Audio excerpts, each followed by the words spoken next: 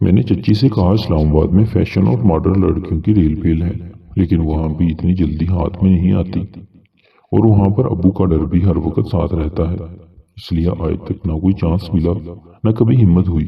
میں نے چچی سے دوبارہ پوچھا، چچی جان بتاؤ نا وہ عورت کون ہے جس سے مزے کرواؤ گی؟ چچی نے کہا پڑوس میں میری ایک دوست ہے، اس کی ایک ہی بیٹی ہے، 24 سال اس کی عمر ہے۔ اس کی شادی آج سے 3 سال پہلے گجرات میں ہوئی تھی، لیکن بدقسمتی سے شادی کے 1 سال بعد ہی اس کے میاں کا ایکسیڈنٹ ہو گیا اور وہ اس میں ہی فوت ہو گیا تھا۔ اس کے بعد وہ بیچاری 2 سال سے اپنی ماں کے پاس ہی رہ رہی ہے، اور جب کبھی ہمارے گھر میں کام زیادہ ہو تو وہ آتی رہتی ہے اور سلائی کا کام بھی مجھ سے ہی سیکھتی رہتی ہے۔ میری بہت اچھی سہیلی بھی ہے اور اپنے سارے دکھ سکھ بھی مجھ سے ہی بانٹتی ہے۔ اس بیچاری نے بھی اپنے میاں کے فوت ہونے کے بعد سے لے کر اب تک بہت صبر کیا ہوا ہے، لیکن وہ تو مجھ سے بھی زیادہ جوان ہے اور پیاری لڑکی ہے۔ مجھے بہت دفعہ کہہ چکی ہے کہ میرا کوئی انتظام کرو، لیکن میں اس کو بہت دفعہ ٹال چکی ہوں کہ موقع ملا تو تمہارے لیے کچھ کروں گی۔ وہ بیچاری کافی ٹائم سے میرے اس سلارے میں ہی بیٹھی ہوئی ہے۔ میں نے چچی سے سوال کیا، چچی اس کو میرے لیے راضی کیسے کرو گی؟ نہ میں نے اس کو دیکھا ہوا ہے اور نہ اس نے مجھے دیکھا ہوا ہے۔ چچی بولی، اس بات کی فکر تم نہ کرو، وہ بس یہی چاہتی ہے کہ جو بھی ہو اپنا بندہ ہو، جو جب دل کرے مزہ بھی کرے اور باہر کسی کے سامنے بدنام بھی نہ کرے۔ تو وہ تم ہی ہو میری نظر میں، اور جب میں نے اس کو تمہارے متعلق اعتماد میں کر دینا ہے تو اس نے راضی ہو جانا ہے۔ چچی کی باتیں سن کر میرے اندر لڈو پھوٹ رہے تھے۔ وہ اٹھ کر باہر جانے لگی۔ جب دروازے تک پہنچی تو میں نے پیچھے سے پوچھا، چچی اپنی سہیلی کو کب منا رہی ہو؟ وہ پیچھے مڑی اور ذرا سا مسکرائی اور بولی، صبر کرو، صبر کا پھل میٹھا ہوتا ہے۔ میں نے کہا، چچی آپ نے اب پیاس اور بڑھا دی ہے، اب صبر کہاں سے کروں؟ تو وہ کھلکھلا کے ہنسی اور پھر بولی کہ بچوں کو اسکول سے آنے دو، جب وہ دوپہر کو سو جائیں گے تو میں ان کے گھر جاؤں گی اور کل کا پروگرام پکا کروا دوں گی۔ اب تم بھی اٹھو اور جا کے نہا لو، اور میں بھی نہا کے کھانا بنانے لگی ہوں۔ چچی کے کمرے سے باہر جانے کے بعد میں چارپائی سے اترا اور اپنے کپڑے پہنے اور کمرے سے باہر دیکھا۔ چچی کے اپنے کمرے کے اٹیچ باتھ روم میں پانی گرنے کی آواز آ رہی تھی۔ میں بھی صحن میں بنے باتھ روم میں گھس گیا اور نہانے لگا، اور کوئی آدھے گھنٹے بعد باہر نکلا تو دیکھا چچی کچن میں کھانا پکا رہی تھی۔ میں اسی کمرے میں چلا گیا جہاں میرا بیگ رکھا ہوا تھا۔ بیگ میں سے کپڑے نکال کر استری کیے اور پہن کر باہر آیا تو چچی کچن میں ہی تھی۔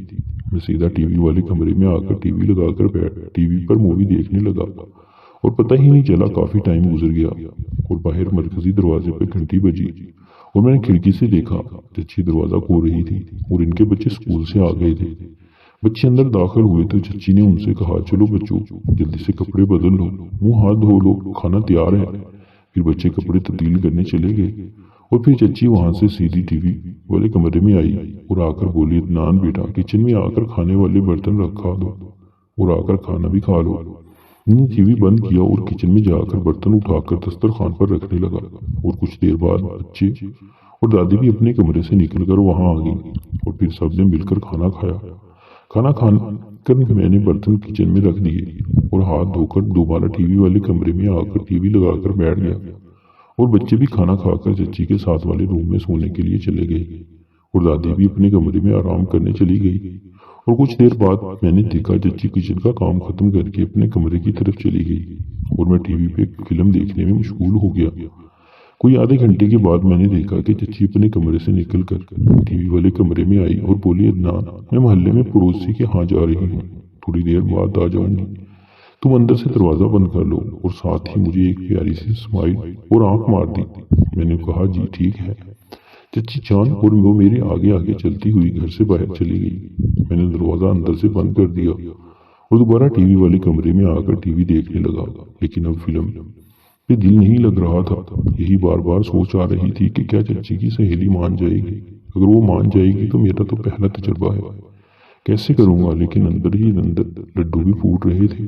میں انہی سوچوں میں ڈوبا ہوا تھا اور پتہ ہی نہیں چلا 1 گھنٹے سے زیادہ کا ٹائم گزر گیا، اور میں نے ٹائم دیکھا تو 5 بجنے میں 10 منٹ باقی تھے، اور 5 بجے تو چچا بھی گھر آ جاتے ہیں، لیکن چچی ابھی تک نہیں آئی تھی۔ یہ سوچ رہا تھا باہر گھنٹی بجی، میں فوراً اٹھا اور جا کر دروازہ کھولا تو سامنے چچی ہی تھی۔ وہ جلدی سے اندر آ گئی اور سیدھا اپنے کمرے میں چلی گئی، اور میں نے دروازہ بند کیا اور چچی کے کمرے کی طرف چلا گیا۔ ابھی میں چچی کے کمرے کی دروازے پہ ہی پہنچا تھا کہ دوبارہ گھنٹی بجی۔ میں پھر دروازے کی طرف لپکا اور دروازہ کھولا تو اب کی بار چچا تھے۔ میں نے ان کو دیکھا اور سلام کیا۔ وہ جواب دے کر اپنی موٹر بائک اندر لے آئے اور صحن میں ایک کونے پہ شیڈ کے نیچے کھڑی کر دی اور پھر اپنا آفس بیگ لے کر اپنے کمرے میں چلے گئے۔ میں نے اب چچی کے کمرے کی طرف جانا مناسب نہیں سمجھا اور دوبارہ ٹی وی والے کمرے میں آ کر ٹی وی لگا کر بیٹھ گیا۔ کوئی آدھے گھنٹے کے بعد چچا بھی کپڑے بدل کر نہا دھو کر ٹی وی والے کمرے میں آ گئے۔ میں نے ریموٹ ان کو دے دیا۔ انہوں نے نیوز والا چینل لگا لیا اور ٹی وی دیکھنے لگے۔ میں نے دوبارہ چچی کی کچن کی طرف جاتے ہوئے دیکھا، لیکن میں نے اپنی جگہ پہ ہی بیٹھا رہنا بہتر سمجھا اور کچھ دیر بعد چچی چائے کے 2 کپ لے کر ٹی وی والے کمرے میں آئی اور چچا کو سلام کیا اور پھر ہم دونوں کو چائے دے کر باہر چلی گئی۔ اور پھر اس دن رات سونے تک میری چچی سے کوئی بات نہ ہو سکی اور سب کھانا کھا کر روزمرہ کے معمول کی طرف رات کو سو گئے اور میں بھی چھت پہ اپنی چارپائی پہ سو گیا۔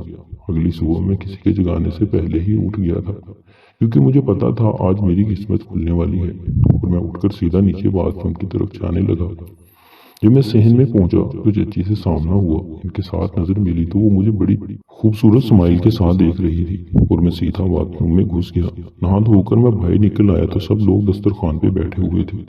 میں بھی ان کے ساتھ بیٹھ کر ناشتہ کرنے لگا اور ناشتے کے بعد سب اپنے کاموں پہ چل نکلے۔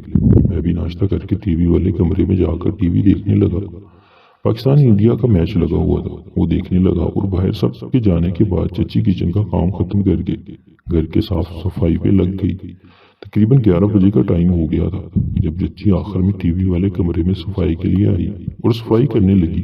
میں کچھ دیر ان کی طرف سے کسی بات کی شروع کرنے کا انتظار کیا، لیکن انہوں نے کوئی بات نہیں کی اور اپنے کام میں لگی رہی۔ اور پھر میں نے ہی خاموشی کو توڑا اور چچی کو کہا، چچی جان ہم غریبوں کا کیا سوچا ہے؟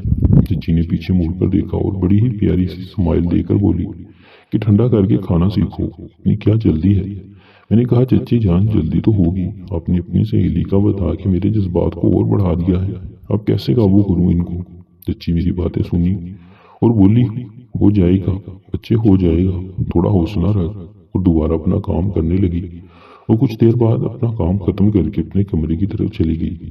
میں بس چچی کا جواب سن کر تھوڑا مایوس ہو کر دوبارہ ٹی وی دیکھنے لگا۔ تقریباً 11:15 کا ٹائم ہوا تو چچی میرے کمرے میں دوبارہ آئی اور آ کر بولی، چل بھتیجے تیار ہو جا، تھوڑی دیر میں میری سہیلی آ رہی ہے، تم ایسا کرو میرے کمرے میں جا کر انتظار کرو، میں اس کو لے کر وہاں ہی آؤں گی۔ میں تو یہ سن کر خوشی سے جھومنے لگا۔ وہ ٹی وی بند کر کے سیدھا چچی کے بیڈ روم میں جا کر ان کے ڈبل بیڈ پہ جا کے بیٹھ گیا، انہیں انتظار کرنے لگا۔ کوئی 10 منٹ کے بعد باہر کی گھنٹی بجی اور مجھے گھنٹی بجنے کے ساتھ ہی باہر کا دروازہ کھلنے کی آواز آئی اور کسی لڑکی کی چچی کے ساتھ باتیں سنائی دینے لگی۔ پھر یہ آوازیں نزدیک ہوتی ہوئی محسوس ہوئیں اور تھوڑی دیر بعد چچی نے اپنے بیڈ روم کا دروازہ کھولا تو سامنے چچی اور وہ لڑکی کھڑی تھی۔ جب میری نظر اس لڑکی پہ پڑی تو اس نے فوراً شرما کے اپنا منہ نیچے کر لیا اور پھر چچی اندر داخل ہوئی اور مجھے اسمائل دی۔ چچی بیڈ کے پاس پہنچ گئی لیکن وہ لڑکی دروازے پہ ہی کھڑی تھی۔ چچی نے پیچھے دیکھا تو اس لڑکی سے بولی، نورین کیا ہوا، اندر آؤ نا، شرما کیوں رہی ہے؟ وہ لڑکی پھر چچی کی آواز پہ چلتی ہوئی اندر آئی اور بیڈ کے ساتھ رکھی ہوئی کرسیوں میں سے ایک کرسی پہ بیٹھ گئی۔ پھر چچی میری طرف دیکھ کر بولی، لو بھتیجے تم دونوں کا سکون اور مزے کا بندوبست میں نے کر دیا ہے، اب دونوں کے پاس تقریباً 2 گھنٹے ہیں، اور ذرا خیال رکھنا، میری سہیلی کا یہ بہت میری خاص سہیلی ہے، وہ نرم و نازک بھی ہے۔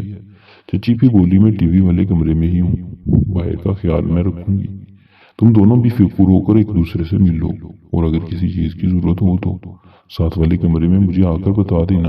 اور پھر چچی یہ کہہ کر باہر چلی گئی اور دروازہ بند کر دیا۔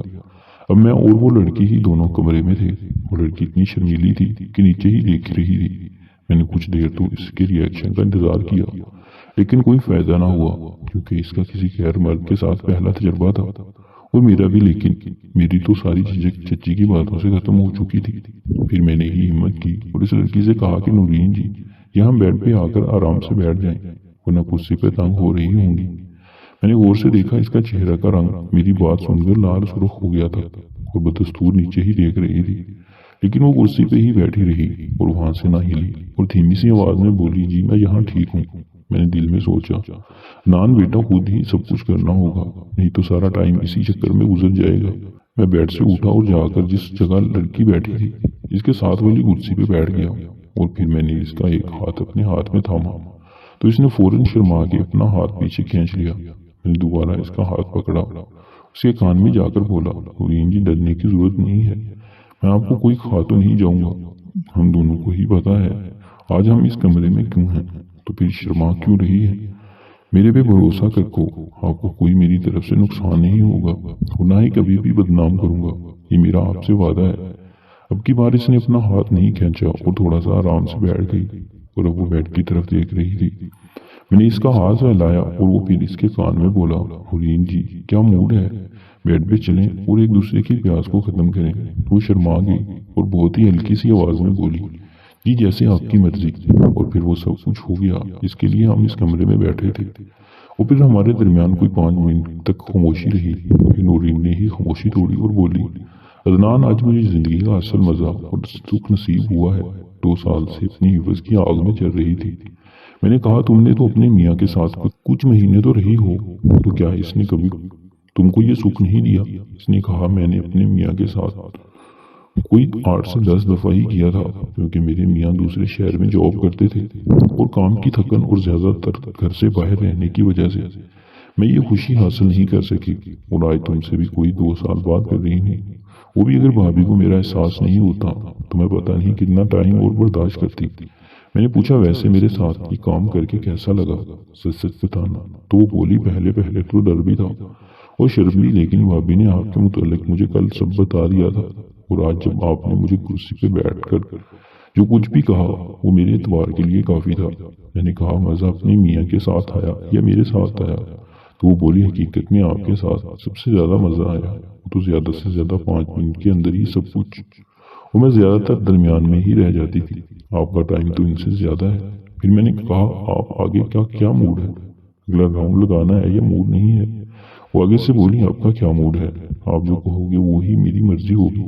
میں نے کہا، میرا تو موڈ ہے، لیکن میرا موڈ کچھ نیا کرنے کا ہے، وہ بھی اگر آپ ساتھ ہوگی تو، نہیں تو نہیں کروں گا۔ اس نے کہا، آپ بتاؤ کیا کرنا ہے؟